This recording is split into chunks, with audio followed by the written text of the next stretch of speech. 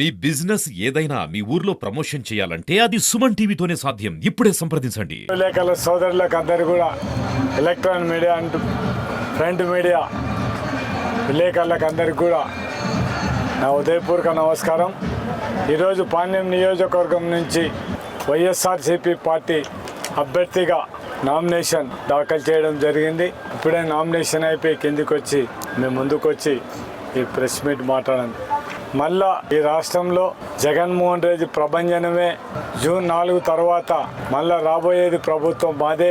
మేము ప్రజలకు ఎన్నో సంక్షేమ పథకాలు ఈ 5 సంవత్సరాల్లో పార్టీలు చూడకుండా, కులాలు చూడకుండా, మతాలు చూడకుండా అర్హులైన పేద ప్రజలకందరికీ కూడా ఎవరితో సంబంధం లేకుండా అర్హులైన ప్రతి ఒక్క పేదవానికి కూడా ఖచ్చితంగా మేమందరం కూడా పథకాలు ఇవ్వడం జరిగింది. అందుకు ప్రజలే మమ్మల్ని స్వచ్ఛందంగా గెలిపిస్తారనేది మాకందరికీ ధైర్యంగా మాకందరికీ ఉంది.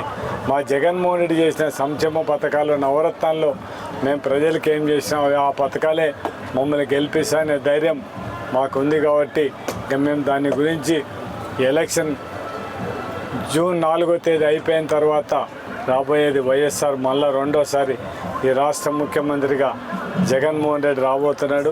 పాణ్యం నియోజకవర్గం నుంచి 7వసారి ఎమ్మెల్యేగా మళ్ళా నేనే గెలిచబోతున్నానని మాత్రం, ఖచ్చితంగా గెలుస్తానని మాత్రం నేను ఈ సభాముఖంగా విజ్ఞప్తి చేస్తున్నాను.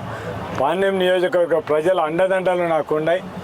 నన్ను ప్రేమించే పాణ్యం నియోజకవర్గ ప్రజలు, ఓటర్లు అందరూ కూడా నేనంటే వాళ్ళకు ఒక ప్రత్యేకమైన అభిమానం. అందుకే మళ్ళా నన్ను 7వసారి కూడా ఈ పాణ్యం నియోజకవర్గాన్ని గెలిపిస్తారనేది నాకు పూర్తి విశ్వాసం ఉంది.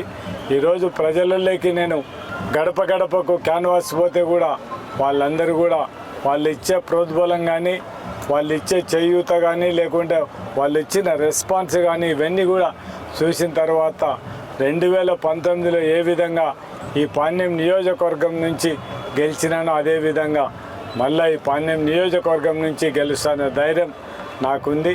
అందుకు నేను ఎప్పుడు కూడా పాణ్యం నియోజకవర్గ ప్రజలకు రుణపడి ఉంటాను.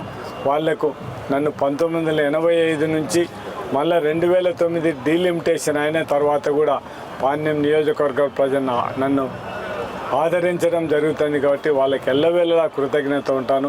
ఖచ్చితంగా వాళ్ళ మీద, నా మీద సంపూర్ణ విశ్వాసం వాళ్ళకుంది. కాబట్టి నేను ఖచ్చితంగా గెలిచానే ధైర్యం నాకుంది. అందుకు మీరు పత్రిక ఈరోజు మీరు అందరూ కూడా ఈ విధంగా నాతో ప్రెస్ మీట్ చేసి మీకు అందరు కూడా నా ఉదయపూర్వక కృతజ్ఞత తెలియజేస్తున్నాను. అదేవిధంగా స్వచ్ఛందంగా వచ్చిన మా పాణ్యం నియోజకవర్గ ప్రజలకు అందరికీ కూడా నేను పిలిచకపోయినా కూడా వాళ్ళే స్వచ్ఛందంగా వచ్చి ఈరోజు ఈ నామినేషన్ కార్యక్రమంలో పాల్గొన్న ప్రతి ఒక్కరికి కూడా నా ఉదయపూర్వక కృతజ్ఞత తెలియజేస్తున్నాను.